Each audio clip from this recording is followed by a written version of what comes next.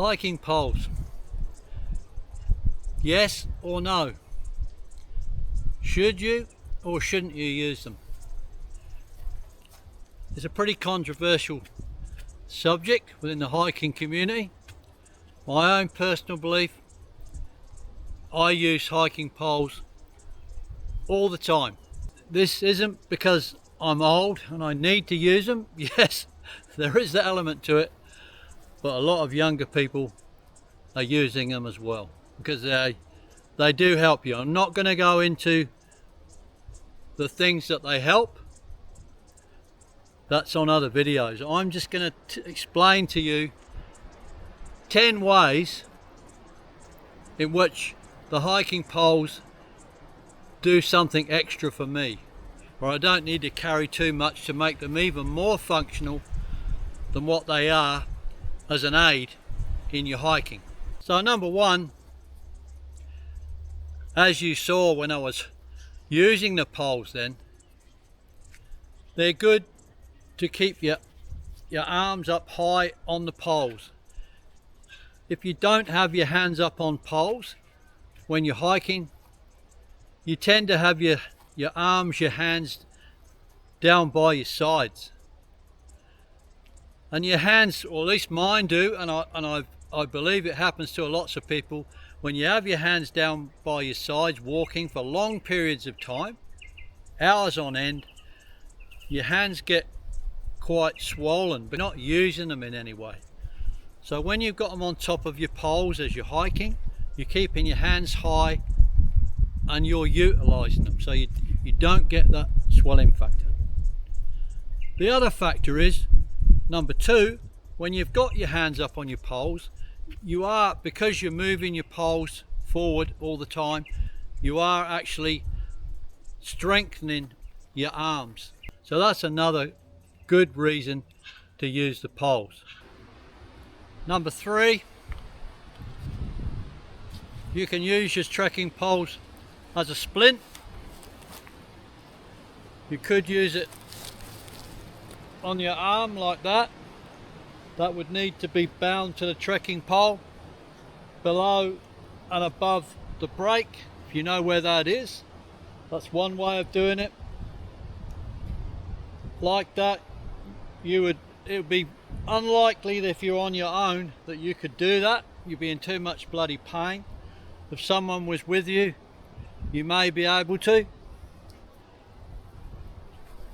Otherwise, you're just going to keep your arm down by your side. You can also use it as a splint for your leg. You're best off to put the trekking pole right next to your leg, like that, and use the other trekking pole to take the weight, and you're going to transfer that weight slowly. It's going to be a very slow process going out. As I say, if you did use it as a splint on your leg, same thing. You're going to need someone with you to bind it. It's going to be impossible, especially if you had a bad break. But they say, you know, the usual story, you go up to a tree, tear a branch off and use that as a splint. Well, if you've got a broken leg, you're not going to be wanting to do that. So that's where your trekking pole comes in, as that splint if you've got somebody with you, and to help you hobbled out on both your poles. If you've got no poles at all, you're going to need two straight sticks, and when you're in a lot of bloody pain, that's not going to happen. If it's a bad break, you're going to have to get on your satellite, your Garmin satellite thing, and get some help, and hopefully you've got that with you. The other thing is, when you're using that beside your leg, put the rubber stopper on so that it doesn't dig in, and then you can hobble out with the two poles. So that's another use for the trekking poles. The other point being, if you are using a splint, the backpack on your back depending on how far you are away from a road or some help, if you've got a heavy backpack on your back, you're going to have to ditch it, because you need to use the trekking poles with no weight on your back. So get rid of that backpack, put it somewhere where you can hopefully come back and find it. After all, it is an emergency. Don't try and stagger out with 18 kilos on your back, because it's not going to help you.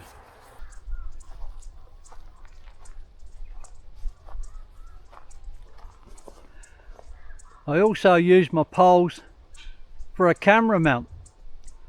I have the camera mounted on top of one of the poles there, and I can use that as a tripod, so I don't need to bring an extra tripod. That's the mount on top of the pole there. It's a 1/4 inch thread that I've drilled down to the top of the pole and glued it in, so that's where my mount for the camera goes, on that screw there. At the other end, I've got a stick pick there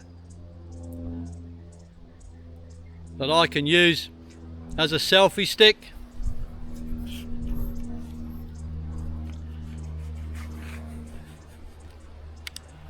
I can extend that right out like that, so I don't need to carry an adjustable selfie stick. The pole does that as well.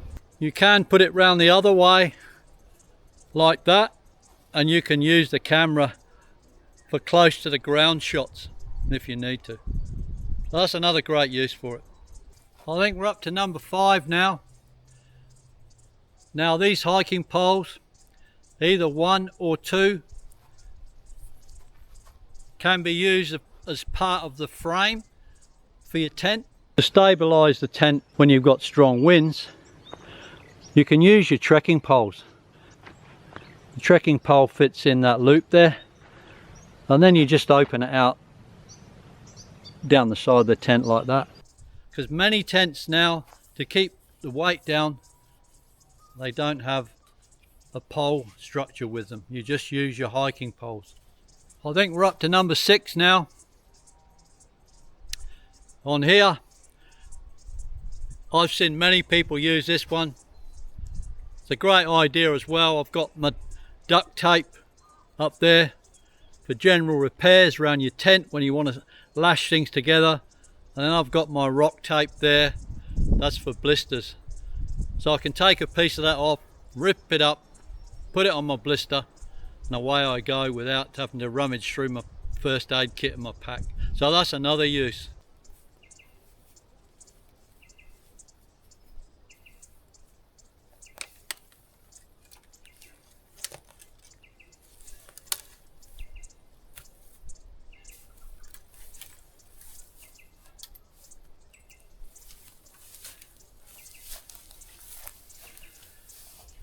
That's another use for them, coming through there.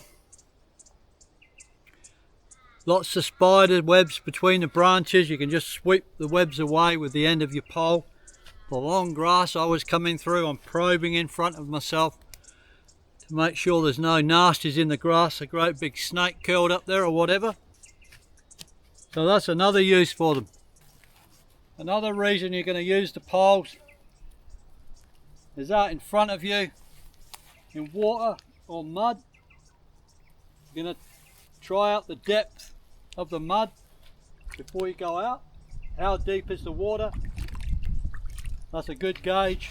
So these are a good way of judging how deep the mud or water is, and also the stability of the ground in front of you. So that's another really good use of your trekking poles.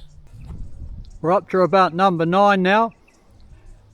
You can use your trekking poles as a temporary drying structure. You may not have any trees or fences around to put your socks on, so you can put socks on the end of your trekking poles at the end of the day, rinse them out and hang them up there to dry. If you get super inventive, you can use your 2 trekking poles there, and you can put your washing line between them to hang up some washing. Obviously this is only in areas where you've got no trees to throw them up over, or a fence, and you can often find yourself in those very flat areas. So that's another handy use for them. Drying your clothes at the end of the day. I think I'm up to number 10. There's probably many more uses for your trekking poles, but for me, number 10 is these 2 points on the end here. They make a great weapon if you need it to become a weapon.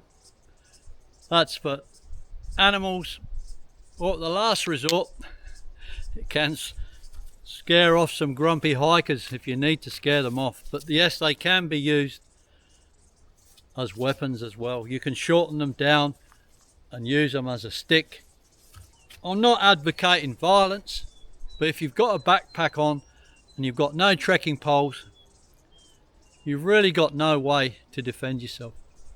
So I think it's a great idea to have your trekking poles on board to defend yourself if you need to. Okay, that's my 10 uses that I use my trekking poles for, besides the really important use, which is what they are designed for, is to help your arms, your back, your hips, your legs, your ankles, direct the weight from that heavy backpack down through the trekking poles into the ground. So yeah, I hope you found that reasonably interesting. 𝐥𝐢𝐤𝐞 signing out. Give the video a like and subscribe to the channel, that'd be great. Take care, and I hope to see you on another video soon. Goodbye.